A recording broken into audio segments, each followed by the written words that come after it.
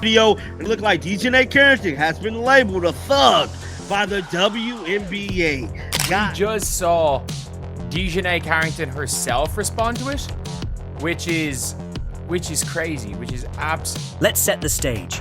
The WNBA is riding a wave of hype like never before. Why? 2 words: Caitlin Clark. This rookie phenom is the human equivalent of a viral TikTok dance. Everybody's watching, everybody's obsessed, and she's changing the game faster than you can say swish. Her jaw-dropping college career at Iowa broke records like they were cheap sunglasses.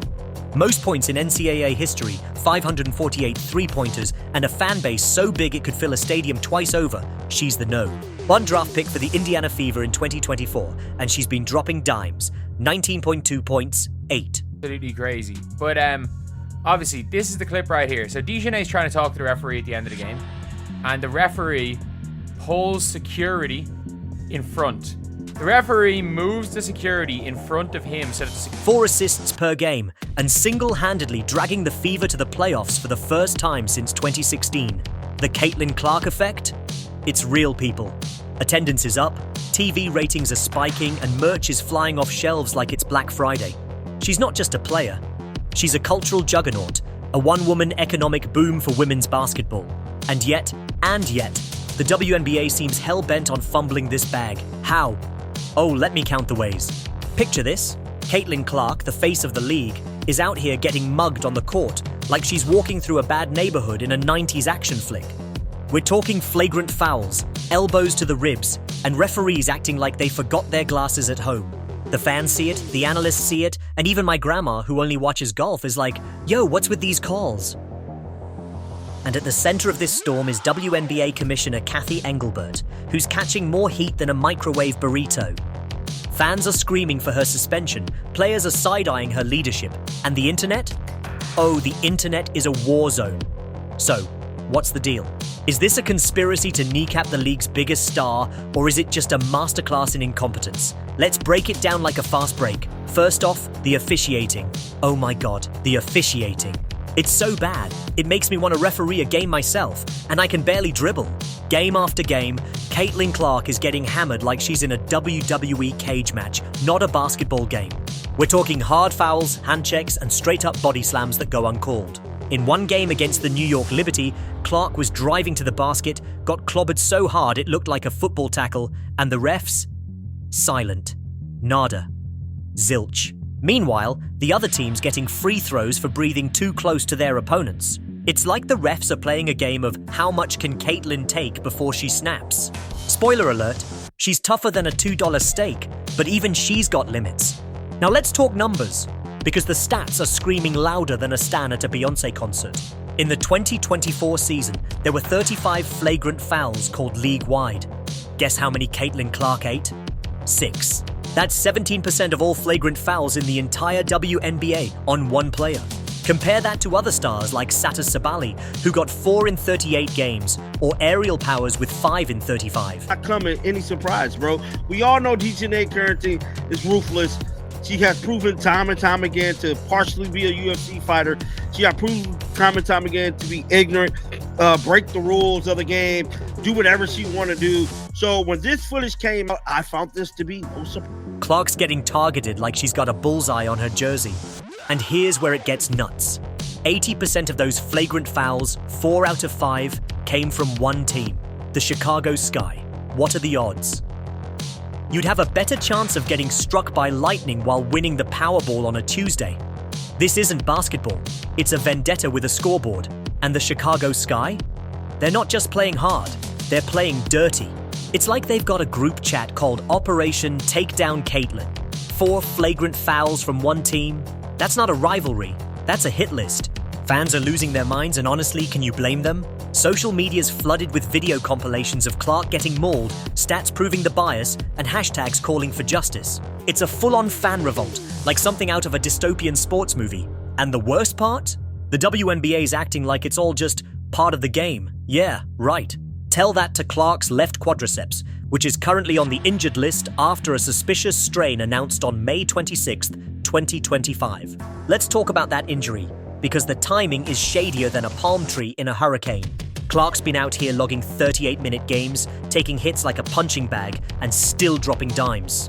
But after a brutal game against the Liberty, where she was visibly off, missing threes, looking gassed, she's suddenly sidelined for at least 2 weeks.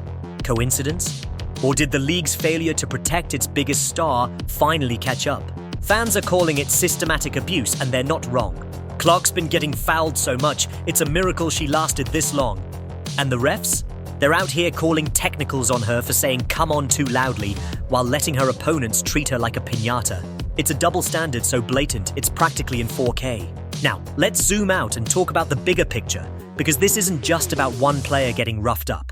This is about the WNBA shooting itself in the foot when it's finally got a chance to shine. But I don't get why every time it's a situation involving DJ Currington, there's a WNBA content creator, not from America at all, that constantly justifies her actions. At this point, So where's Commissioner Kathy Engelbert in all this? Oh, she's out here dodging questions like she's in a dodgeball tournament. Fans, players, and coaches are screaming about the officiating, and Engelbert's response is basically, "Wow, look at our viewership numbers." Ma'am, we're not asking for a PowerPoint presentation on ratings. We're asking why your refs are letting Clark get body slammed like it's WrestleMania. Engelbert's been commissioner since 2019, and she's got a resume that screams qualified. Former Deloitte CEO, basketball DNA in her family, all that jazz. But her handling of this crisis? It's giving intern who forgot to save the PowerPoint. Like, she's been called out for tone-deaf responses before, like when she fumbled questions about racism and harassment in the league, prompting players to drag her on social media. And now, with the Clark situation, she's doubling down on silence, acting like everything's fine while the league's credibility burns faster than a viral tweet. Let's be real. Engelbert's not just dropping the ball, she's punting it into the next county. Fans are organizing like they're planning a heist, posting video evidence, stats, and straight-up manifestos demanding accountability. Even Indiana Fever's coach Stephanie White, a veteran who's not here for the drama, called out the refs for fundamentally unfair officiating after that Liberty game. When a coach risks a fine to speak out, you know it's bad. And White did get fined, by the way, just for saying she wants fair calls. Imagine getting punished for asking for a level playing field. It's like getting detention for asking the teacher to grade your test fairly. Now let's address the elephant in the room, the Chicago Sky and this so-called rivalry with Clark. Starting to believe she's his favorite player. He need to just make a bunch of videos about her every day, because he's clearly not for Caitlin. He's infatuated with DJ Currington, bro. I can promise. The Sky's Angel Reese, drafted 7th in 2024, has been pitted against Clark since their college days at Iowa and LSU. The media loves this narrative. 2 stars, 1 court, endless drama. But what's happening on the court isn't a rivalry. It's a one-sided beatdown. Reese and Clark have both downplayed the beef, with Reese calling it just basketball. It's cool, but tell that to the Sky players who seem to have a personal vendetta against Clark's kneecaps. 4 flagrant fouls from one team? That's not competition, that's a coordinated attack. And the WNBA's response? Crickets. Engelbert's out here praising Clark's impact on revenue, while letting her get treated like a punching bag. It's like thanking someone for cooking a 5-star meal while you're stealing their ingredients. And don't even get me started on the fans. The WNBA's new audience, brought in by Clark's star power, is starting to notice this mess. These aren't die-hard basketball nerds who'll watch no matter what. These are casual fans who tuned in for Caitlin and are now wondering if the league's rigged. Viewership was supposed to skyrocket this year, but posts on X are saying it's stalling, with only the Fever pulling consistent million-view games. If the WNBA keeps letting Clark get mauled, those new fans are going to bounce faster than a bad check. And that's not just bad for Clark, it's bad for the entire league. Women's basketball is finally getting the spotlight it deserves, and the WNBA's out here acting like it's allergic to success. So, what's the deal? Is this a conspiracy to keep Clark down? Some fans think so, pointing to the Chicago Sky's Foul Fest as proof of a targeted campaign. Others, like WNBA champ Natasha Cloud, say the physicality's just part of the game and the outrage is overblown. But when 17% of the league's flagrant fouls are landing on one player, that's not just basketball. That's a problem. And Engelbert's refusal to address it is pouring gas on the fire. Sources say team owners and execs are starting to whisper about her leadership, or lack thereof. at this point, dog, it's looking bad, bro. It's just looking bad, and somebody got to say something. Y'all know your boy John Liquid. They're always going to say something, man. So DiJonai Currency had a situation at the game yesterday when... There's even talk of suspension or resignation, with fans on X straight up calling her garbage and demanding a new commissioner. Let's put this in perspective with a little analogy. Imagine you're running a restaurant and you've got this superstar chef, let's call her Caitlin, cooking dishes so good, people are lining up around the block. But instead of protecting her, you let the other chefs in the kitchen accidentally spill hot soup on her every day. Customers are noticing, they're complaining, and your chef's starting to burn out. Do you keep ignoring it, or do you step in and fix the kitchen? Engelbert's choosing option A, and it's a recipe for disaster. The WNBA's got a once-in-a-generation talent, and they're letting her get cooked, literally and figuratively. So, what needs to happen? First, the WNBA needs to get its refs in check. We're not asking for Clark to get special treatment, just fair treatment. Call the fouls when they happen, not when you feel like it. Second, Engelbert needs to step up or step out. Address the bias, protect your players, and stop dodging the hard questions. And third, whenever she played the Chicago Sky, where security got involved. Yes, the security got involved, and she had the audacity to say, I don't see why security gotta be involved. I'm having a civil conversation with the... Because this ain't your average sports story. The WNBA is riding a wave of hype bigger than a tsunami, and at the center of it all is Caitlin Clark, the Indiana Fever's rookie sensation who's basically the human equivalent of a viral TikTok trend. She's got the kind of star power that makes jaws drop and arenas sell out. This woman isn't just playing basketball, she's rewriting the rulebook on what women's sports can be. From her record-shattering college career at Iowa to her electric WNBA debut, Clark's got the whole world watching. But here's the kicker. While she's out here breaking records and boosting ratings, the WNBA seems determined to fumble the bag. How? Oh, we're gonna get into it. Flagrant fouls, blind refs, and a commissioner who's dodging accountability like she's auditioning for a dodgeball movie. Let's break it down like a fast break and figure out why the league's biggest star is getting treated like a punching bag. First, let's talk about Caitlin Clark, because she's not just a player, she's a phenomenon. Picture this, a 22-year-old sharpshooter from Iowa who's got the basketball world in a chokehold. Back in college, she became the NCAA's all-time leading scorer, men's or women's, with 3,951 points. She dropped 548 three-pointers, set single-season records, and led Iowa to back-to-back Final Four appearances. Her games were must-see TV, pulling in 9 million viewers for the 2023 NCAA title game against LSU, and a record-breaking 3 million for the 2024 Elite Eight rematch. That's more eyeballs than most NBA games. She's got a $28 million Nike deal, the biggest in women's basketball history, plus endorsements with Gatorade, State Farm, and Buick. Yeah, Buick. Your grandpa's car brand is out here sponsoring a Gen Z superstar. That's the Caitlin Clark effect in a nutshell. She's turning casual fans into diehards and making women's basketball the hottest ticket in town. When the Indiana Fever snagged her as the #1 pick in the 2024 WNBA draft, it was like winning the lottery. Clark didn't disappoint either. She's averaging 19.2 points, 8.4 assists, and 8 rebounds per game, dragging the Fever to the playoffs for the first time since 2016. She's got 41 of the team's 44 games in primetime slots this season, a WNBA record. Arenas are selling out, home and away, with ticket prices spiking like they're for a Taylor Swift concert. The WNBA's postseason last year was the most watched in 25 years, and Clark's fingerprints are all over that. She's not just a player. Anything you do, security gotta be involved. You couldn't even get in a damn Uber car without police being called. And you think you don't have any issues. Like, did we all forget about the Uber situation? She's somebody that looked forward to content. She's a one-woman economic boom, driving a $2 billion media deal and boosting merch sales like nobody's business. In short, Caitlin Clark is the WNBA's golden goose, the cash cow, the whole damn farm. And yet the league seems hell-bent on letting her get clobbered like she's in a cage match. What gives? Let's get to the meat of this drama, the officiating. Oh my God, the officiating. It's so bad.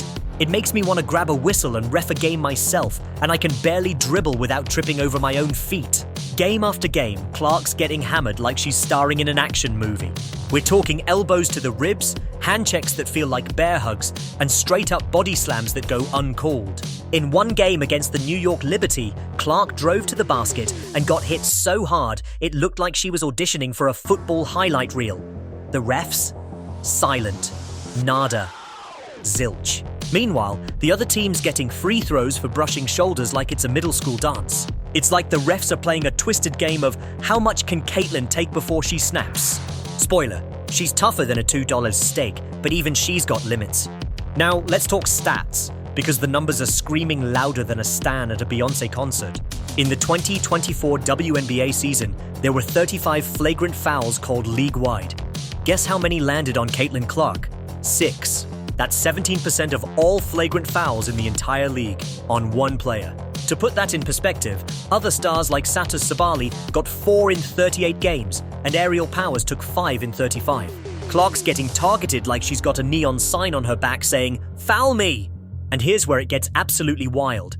80% of those flagrant fouls, 4 out of 5, came from one team, the Chicago Sky. What are the odds? You'd have a better chance of getting struck by lightning while winning the Powerball on a leap year. This isn't basketball. It's a vendetta with a scoreboard. The Chicago Sky situation is so blatant, it's practically a Netflix documentary waiting to happen. This isn't just a team playing hard, it's a team playing dirty. It's like they've got a group chat called Operation Takedown Caitlin. And then Carrington's nails also came up, and I saw this picture shared, so I'm going to be as fair as possible. There's a photo of her nails. It's not like she's Wolverine, right? Like some people are making it out to be. But at the 4 flagrant fouls from one team? That's not a rivalry, that's a hit list, and the fans are not having it. Social media's blowing up with video compilations of Clark getting mauled, stats proving the bias, and hashtags like JJune Justice for Caitlin trending like wildfire. Now let's zoom out and talk about why this matters. Because this isn't just about one player getting roughed up. This is about the WNBA shooting itself in the foot when it's finally got a chance to shine. Women's basketball is having a moment right now. Attendance is up, ratings are climbing, and mainstream media's paying attention like never before. Clark's a big reason why. She's bringing in new fans, casual viewers who don't know a pick and roll from a dinner roll, but tune in because she's electric. The WNBA's new $2.2 billion media deal? That's Caitlin's star power at work. Her games are pulling in million-view audiences, while other teams are struggling to keep up. But if the league keeps letting her get targeted, those new fans are going to bounce faster than a bad check. And that's not just bad for Clark. It's bad for every player, coach, and fan who's been fighting for women's basketball to get its due. So, where's Commissioner Kathy Engelbert in all this? Oh, she's out here dodging questions like she's in a dodgeball tournament. Fans, players, and coaches are screaming about the officiating. And Engelbert's response is basically, wow, look at our viewership numbers. Mom, we're not asking for a TED Talk on ratings. We're asking why your refs are letting Clark get body slammed like it's WrestleMania. Engelbert's been commissioner since 2019, and she's got a resume that screams qualified, former Deloitte CEO, basketball in her blood, all that jazz. But her handling of this crisis, it's giving intern who forgot to save the PowerPoint. She's been called out before for tone-deaf responses, like when she fumbled questions about racism and harassment in the league, prompting players to drag her on social media. And now, with the Clark situation, she's doubling down on silence, acting like everything's fine while the league's credibility burns faster than a viral tweet. Let's talk about Engelbert's track record, because it's not exactly inspiring confidence. Back in 2020, when players raised concerns about racism and harassment on social media, her response was so lukewarm it could have been served with a side of decaf. Players like Natasha Cloud and Lacia Clarendon called her out for not taking the issue seriously, and the backlash was swift. Fast forward to 2025, and she's pulling the same move with the Clark controversy. I make sure to clip my nails before I go to the gym to play ball. You know, and I don't think players should be allowed to have nails of any length playing a contact sport. Man, woman, whatever. Just because of the hazards. Why you can't wear jewelry when you're... When asked about the officiating, She sidesteps like a point guard dodging a defender, talking about triple-digit growth and watch parties instead of addressing the elephant in the room. It's like she's reading from a corporate script while the fans are out here demanding a rewrite. And it's not just fans. Coaches are fed up too. Indiana Fever's Stephanie White, a veteran who's seen it all, called out the refs for fundamentally unfair officiating after that Liberty game. White got fined for it, by the way, just for asking for fair calls. Imagine getting punished for wanting the game to be played right.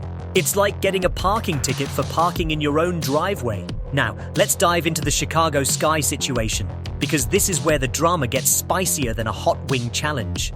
The Sky's Angel Reese, drafted 7th in 2024, has been pitted against Clark since their college days at Iowa and LSU.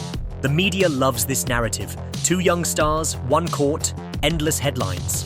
But what's happening on the court isn't a rivalry, it's a one-sided beatdown.